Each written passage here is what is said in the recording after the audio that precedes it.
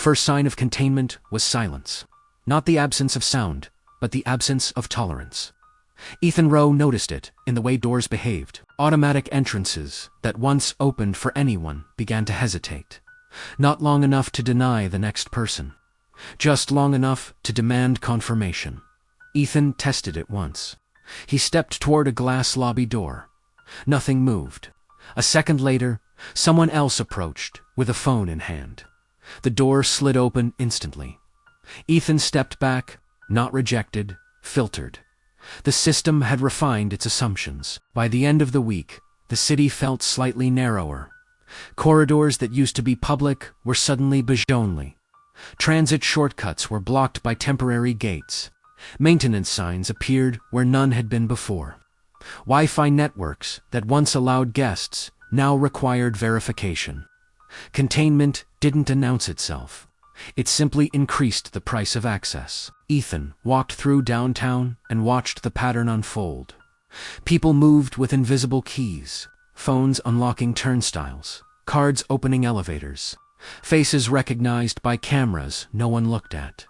Ethan moved without keys, and the city began rooting around him. It started with small inconveniences: a public restroom door that wouldn't respond, a kiosk that reset when he approached, a payment terminal that stalled until the next customer stepped forward. Then it became structural. Spaces that had been neutral became conditional. Ethan adjusted his routes. He learned which streets had fewer sensors, which buildings still had older systems, which corners of the city operated on inertia instead of verification. He moved earlier in the morning, later at night, between peak flow and predictable traffic. The system followed, not with eyes, with design. One afternoon, Ethan noticed something that confirmed it. A municipal message board displayed a notice: service update, access protocols revised. It meant nothing to the people passing by. To Ethan, it meant the city was being rewritten. He stopped in a plaza and watched a patrol officer approach a man sleeping on a bench. Not aggressive, not cruel, procedural. The officer spoke. The man responded. The officer checked a device, nodded, walked away. Ethan understood the exchange. Verification. A sleeping person was not a threat. An unverified person was. Ethan moved before any similar attention drifted toward him. He kept his pace steady. He kept his face neutral. He kept his hands visible. Containment relied on predictability. It waited for mistakes. That night, Ethan climbed to a rooftop and watched the city lights.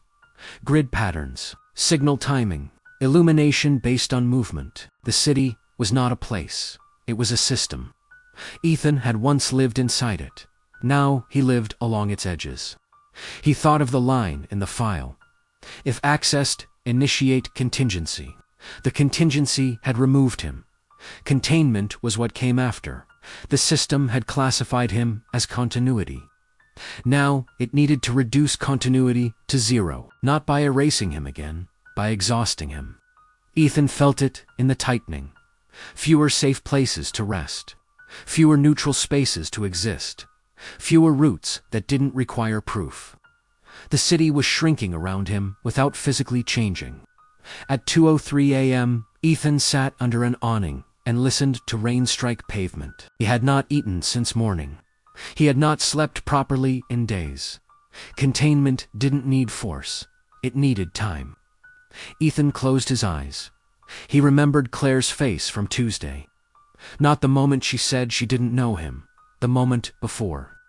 The fraction of hesitation, memory, he realized, was also a system. And systems could be rewritten. Ethan opened his eyes again. He understood the new rule.